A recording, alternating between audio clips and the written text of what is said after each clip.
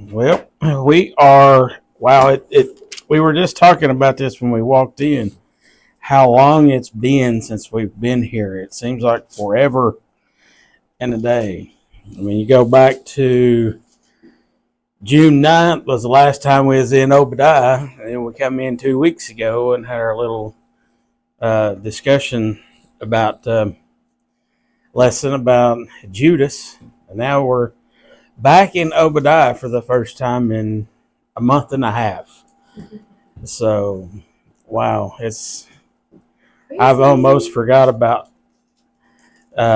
Obadiah here because I've been busy with so many other things going on.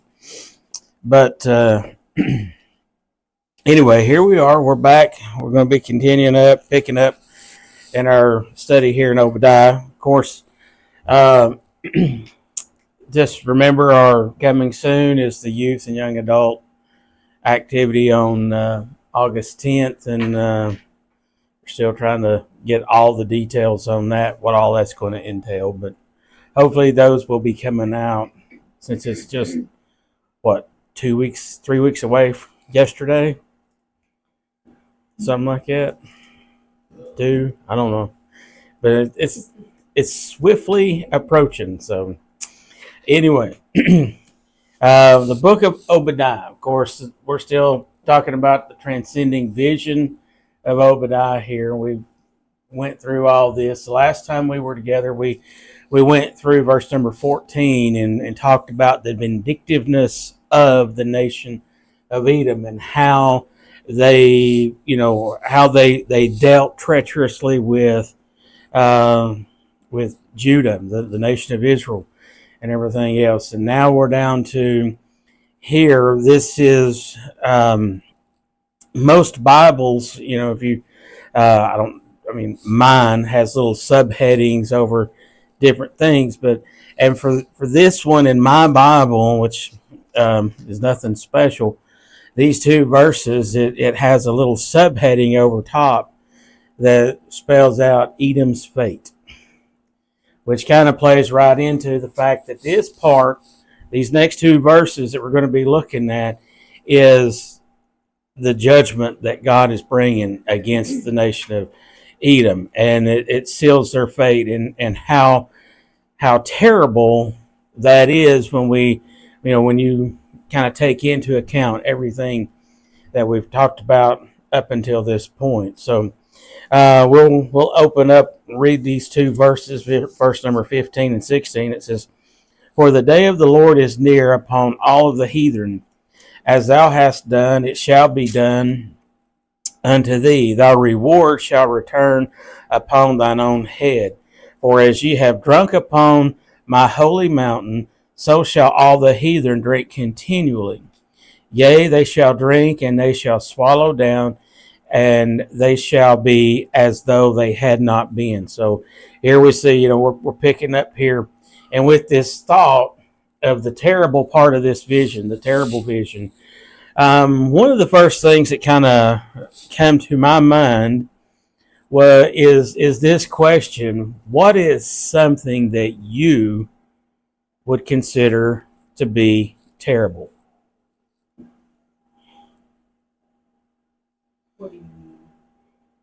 Like, when you think of the word terrible, I mean it's not a pleasant thing, right? Is something terrible pleasant? Exciting? No, terrible is something bad. So, as Madison said, death, that would be one thing that is terrible. It's a terrible tragedy. Anything else? Anybody got anything else that you would consider to be terrible? What do you mean? Terrible. That, yeah, I mean that's definitely terrible. Anybody else? Come on. People who abandon their children. That is terrible. Natural disaster. And natural disasters can be terrible. Yes, the displacement of being out of your home, your house catching on fire, and you losing a lot of, treasured items that cannot be replaced. Those are definitely some terrible things. Anybody else got anything right quick? Just trying to get in the mindset of understanding the terribleness of this portion of Obadiah's vision. Anybody else? Right quick.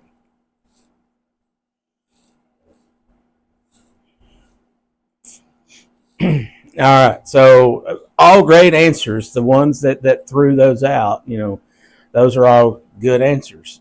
As far as terrible, it's just it is what it is. It's terrible things that happen, and that's what we're looking at here. But another question, as I was kind of working my way through this, another question that I had is would you say you would be okay being treated the way you treat others? Like Lori said a minute ago, being mean to someone and everything else. The way that we deal with people we come into contact with.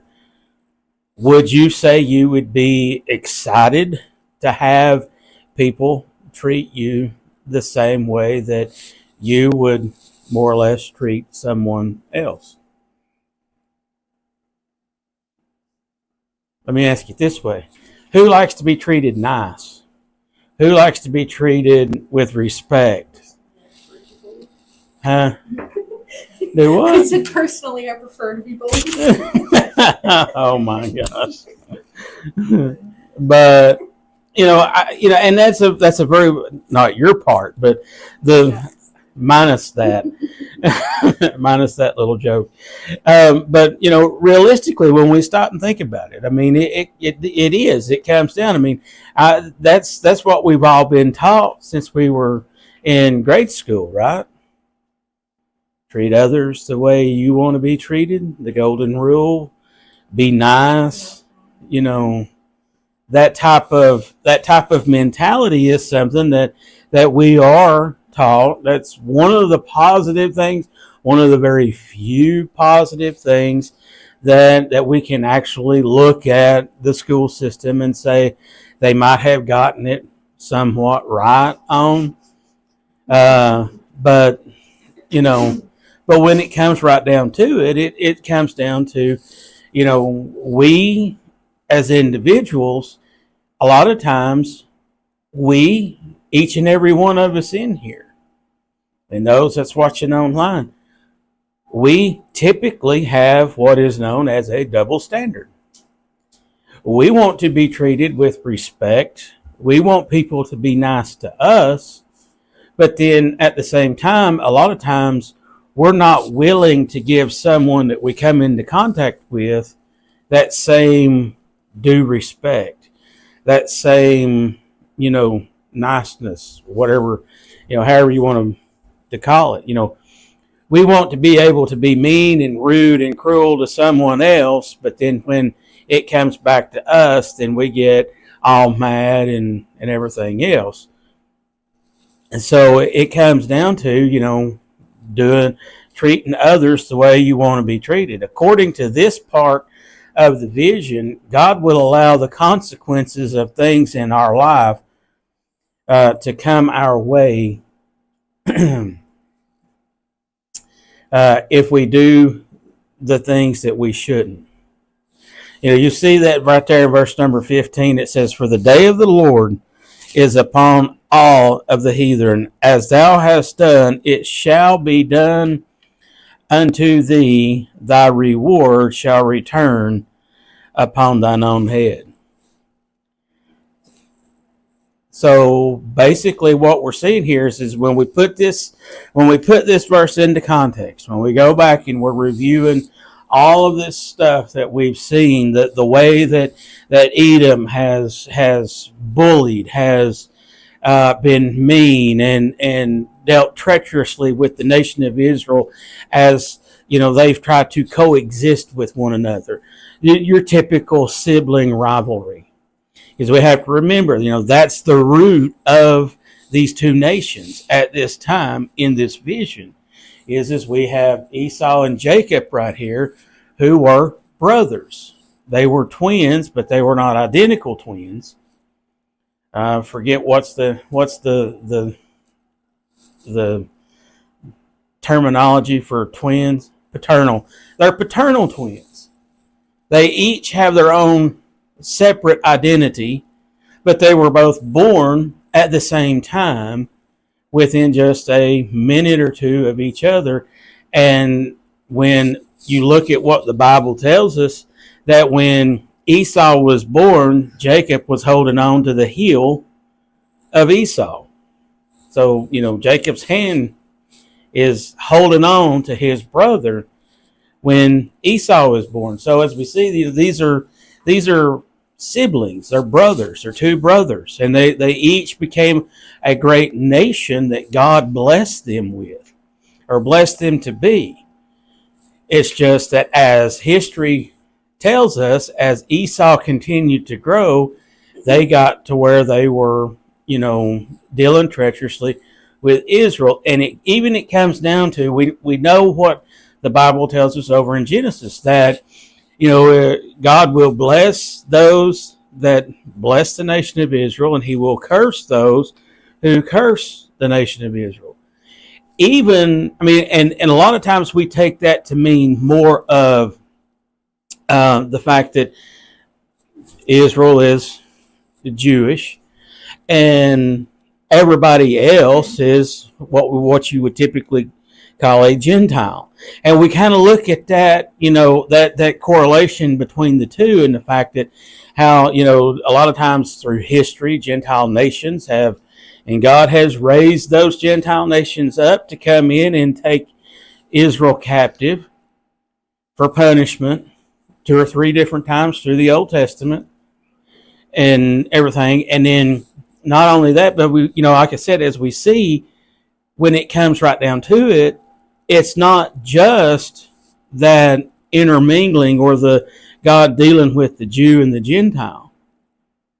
Because if you notice here in this portion here, it says, verse 15, it says, "For in the day of the Lord is near upon all the heathen." And now the heathen there, that's talking about the nations of the world. That's talking about us, the heathen. The Gentiles were typically considered a heathenistic people. But as it comes down, he says, and it shall, as thou hast done, it shall be done unto thee. Thy reward shall return upon thine own head.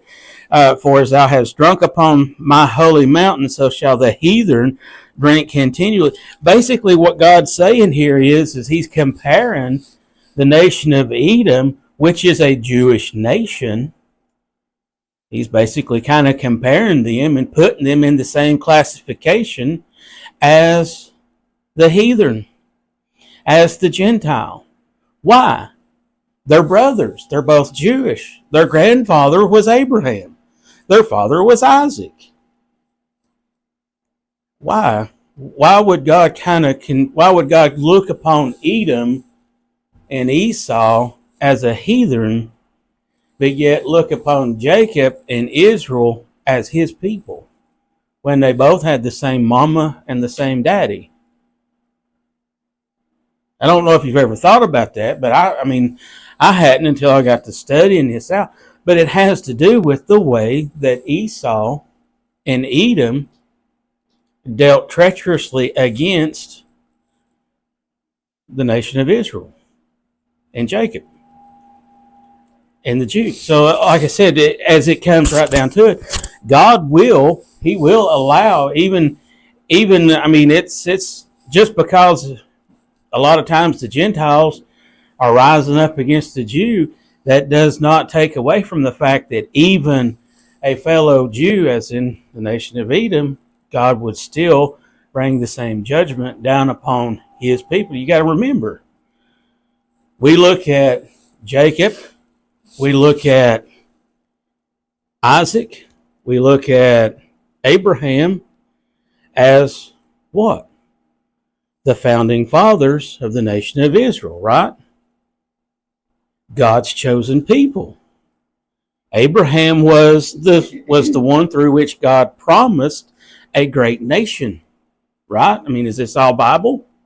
This is all Bible that I'm telling you right here. We can find this back in Genesis. We've done studied it. But like I said, when it comes right down to it, Esau is kind of pushed away and forgotten about. But yet Esau had the same daddy as Jacob. He had the same grandfather as Jacob, who was the same friend of God in Abraham.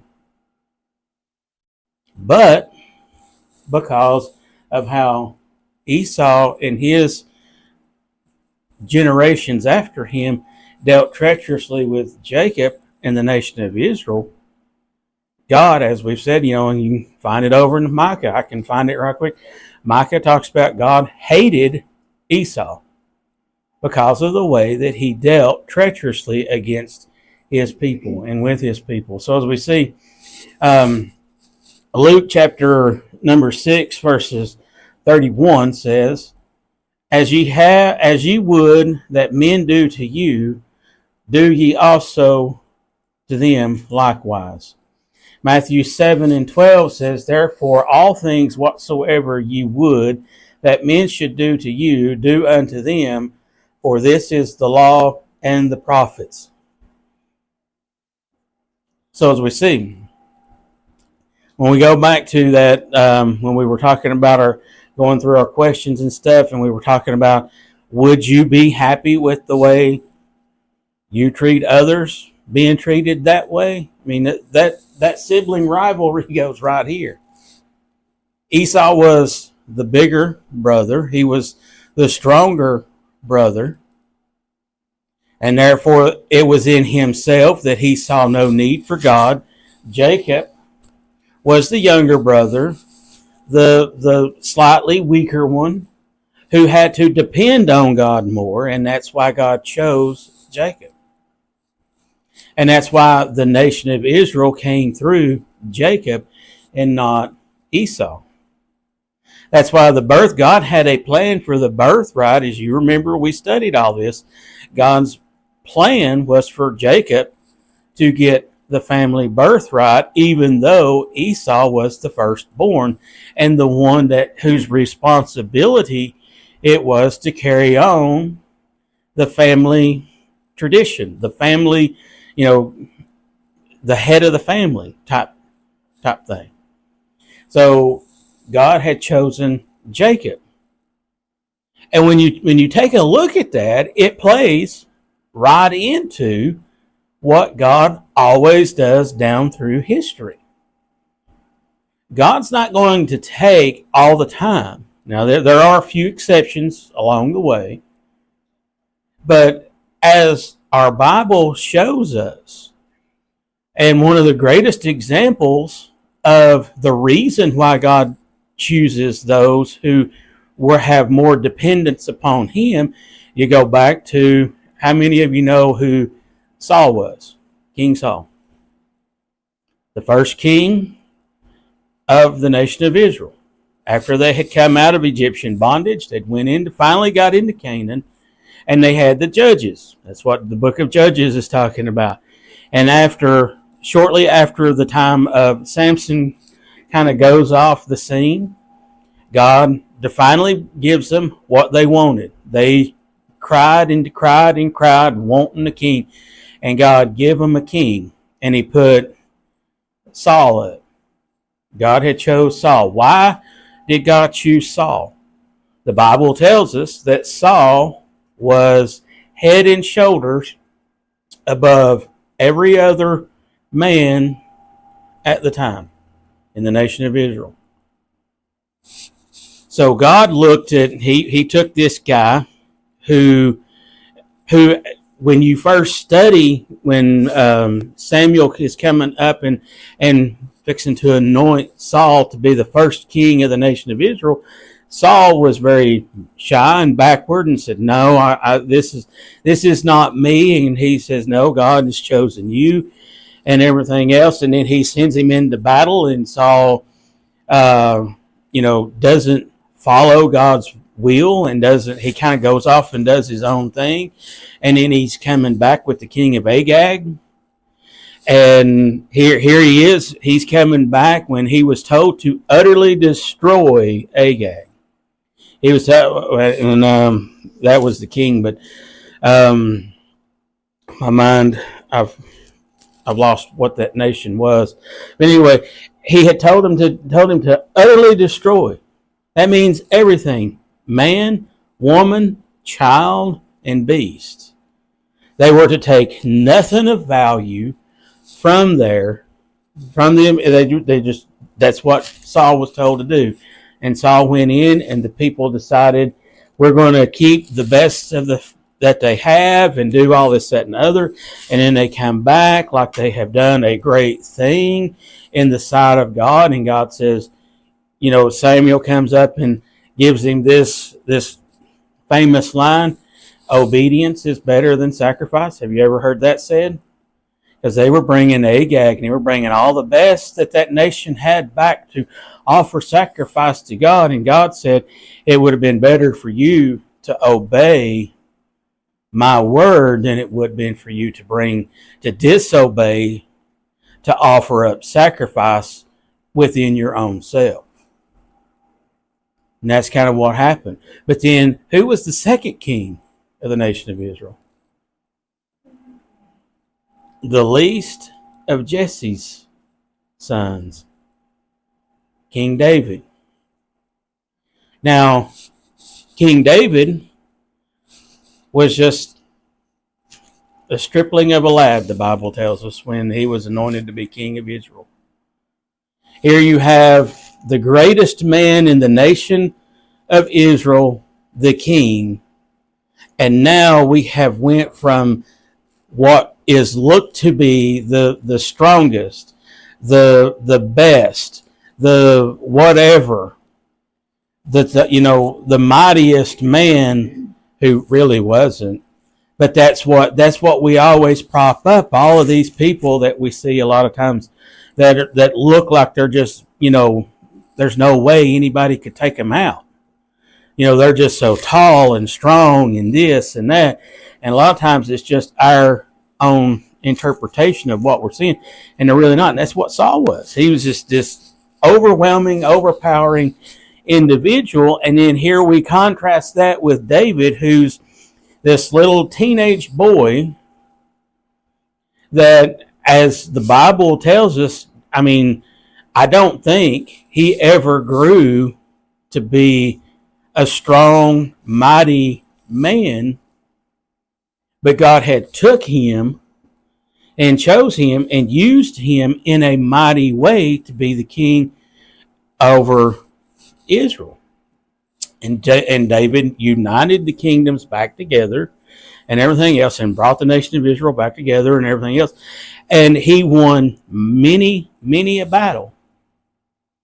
And he was a man of war, yet here he was, just a short feller.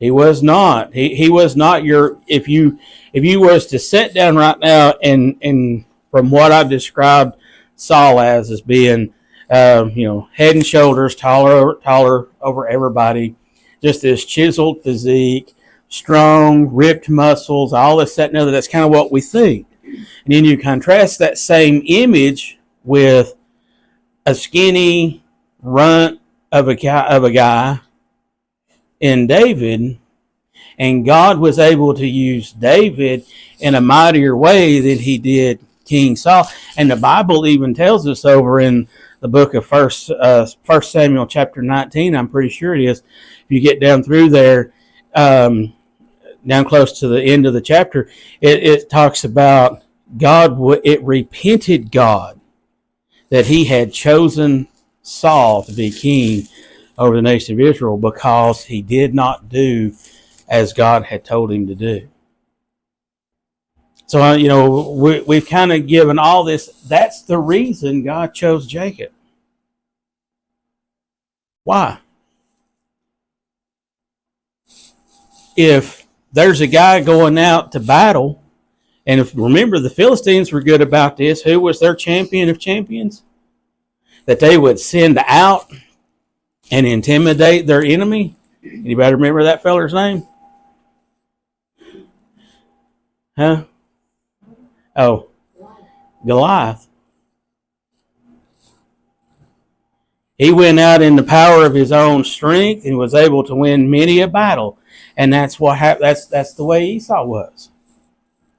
Esau was cunning, conniving.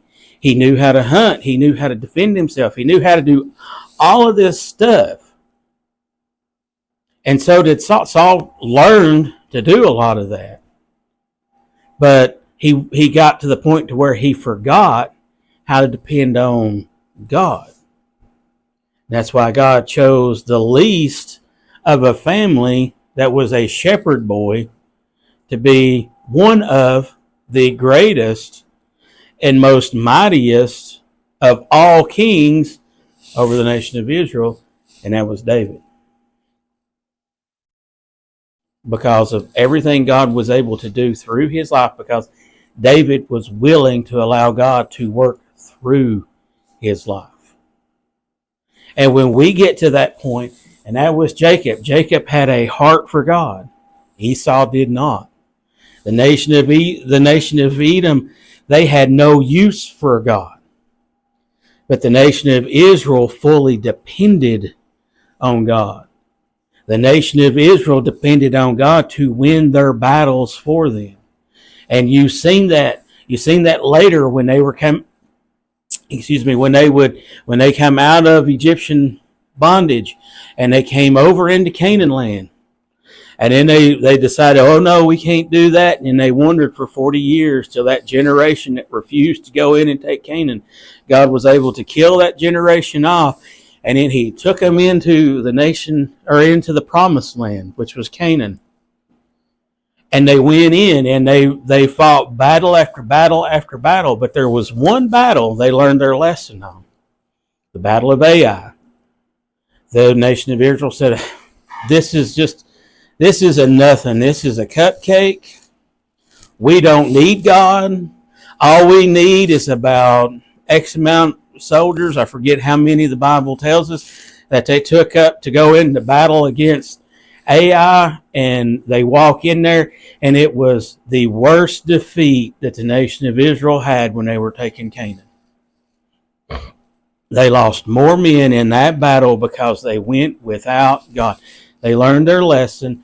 They came back. They licked their wounds. They got with God and went in and utterly destroyed the nation of Ai on the second go-round. But yet they learned their lesson. And in every other battle, every other time they went to battle to take land in Canaan that God had given them, they won because they learned their lesson, which was something Esau never did, which was something Saul never did. But once it was too late for Saul, that's when he wanted God, but it was too late. But that's why God chose Jacob. And that's why when we're looking here, it comes right down to, here we see that there's consequences. God gave consequences here to Edom in verse 15 when he says, as thou hast done, it shall be done unto thee. Thy reward shall return upon thine own head. So the way that they dealt treacherously with the nation of Israel, God dealt treacherously with the nation of Edom. There's a great lesson to be learned in that, in the fact that as we go forward in our life, and as we as a country continue to move forward. Now, there's going to be a time, as we've done said, there's going to be a time where this nation does inevitably turn its back on the nation of Israel, and God weakens this nation to the point to where we're no better than any other. We lose our superpower status. We lose the blessings of God on this country, and we kind of just fade out of prominence within the world. We're no better than anybody else. We've took a big step in that direction over the last 3.5 years. Not to be controversial, but that's the truth. And that's what we have. That's the direction that we have gone. We have a decision to make this November as a nation. Are we going to continue turning our back on the nation of Israel, or are we going to repent and ask for God for his blessings back on this? It's up to the people right now. That's one thing about God. God will allow you in your own free will. He will allow you to choose whether you will or you will not walk in the path that he has for each and every one of us in here. If you choose not to, you're on your own. That's what happened to Esau. That's what happened to Saul. And that's what's happened to countless other people throughout history. They had their opportunity to walk and follow God, and they chose to go in their own direction.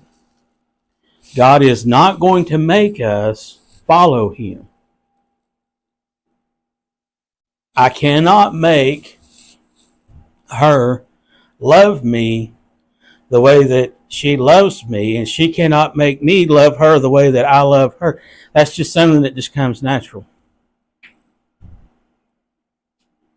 Same way with God. God is not going to make us love him, worship him, follow him. That is something that has to be done from within us on our own.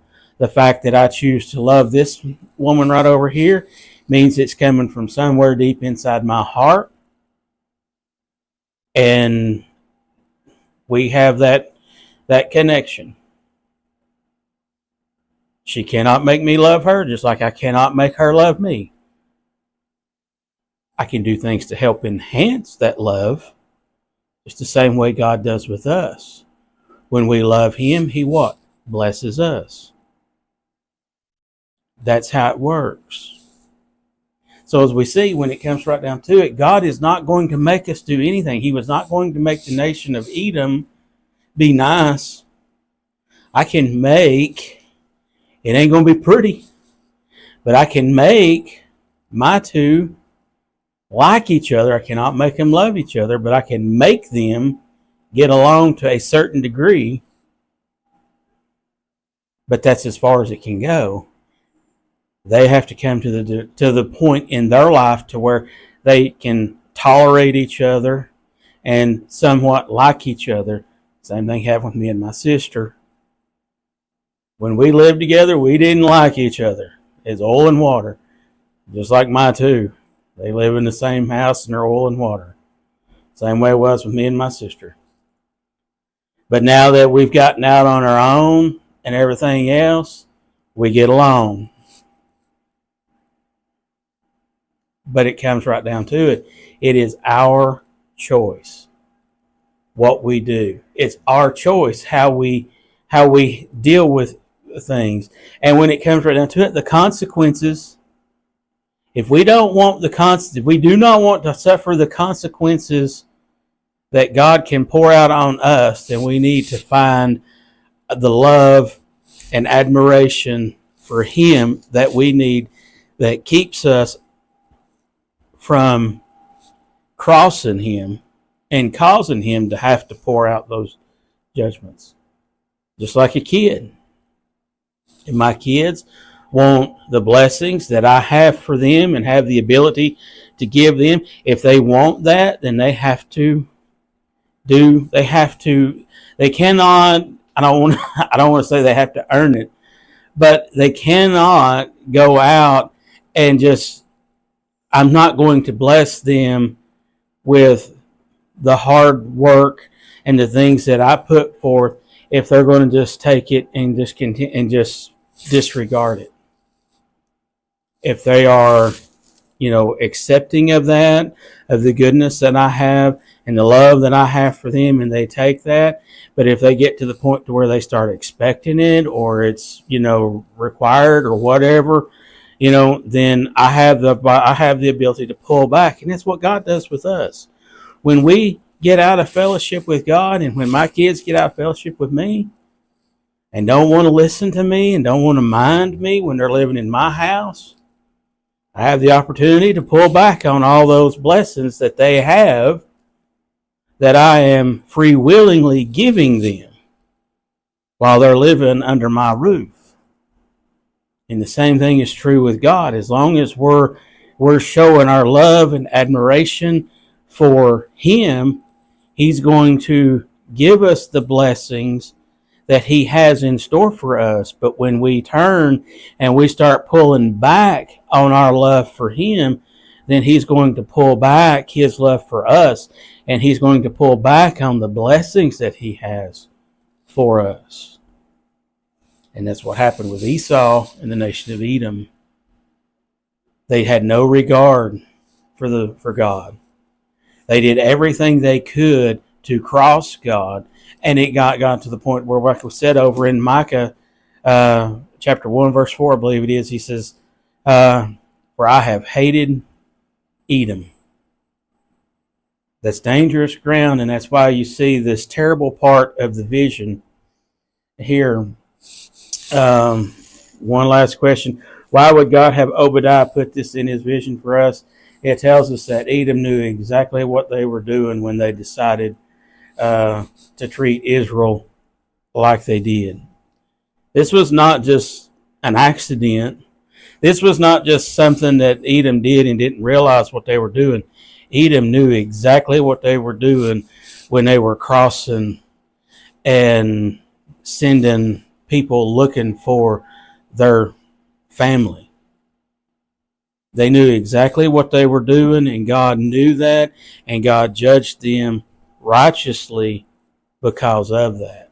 So it comes down to, just as we make conscious decisions in our walk with God, Edom did, and Edom, turned and was helping the enemy destroy Israel, God's people. And for that, God ultimately destroyed them.